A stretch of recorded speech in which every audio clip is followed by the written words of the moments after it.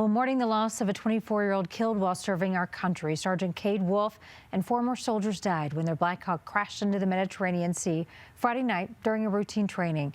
He was a son, a brother, a husband. Well, today his mother, who lives in Evergreen, spoke with your reporter in the foothills, Alan Janae.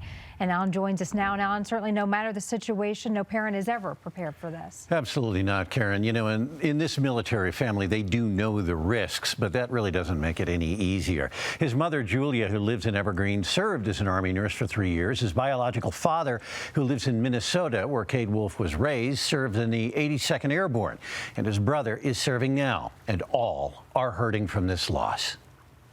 Across a kitchen counter crowded with flowers and cards, Julia Molden and her husband are trying to handle the most terrible of news. Mother's worst nightmare. At 24, Sergeant Cade Wolfe is gone. Chaplain and a sergeant in full dress uniform, they show up.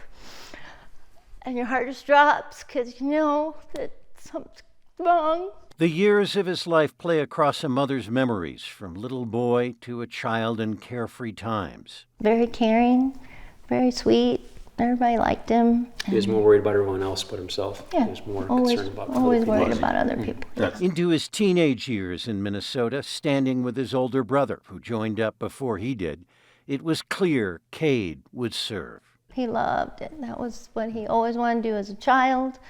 Straight from junior high through high school, he always knew he would join the Army. Sergeant Cade Wolfe was crew chief on a UH-60 Black Hawk helicopter like this one. He had already learned how to repair them. Did he like flying? He loved it, loved it. He couldn't wait to get on the airplane, on the helicopters. He was with a special forces unit called the Night Stalkers. A plane was refueling the helicopter 30 miles off the shore of Cyprus.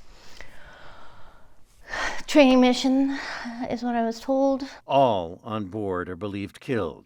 Cade's body and the body of another soldier have not yet been recovered.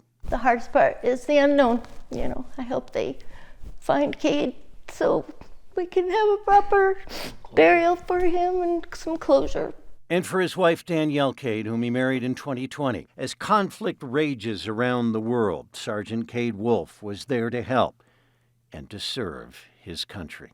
I know the dangers, but I also know what they need to do and the importance of this.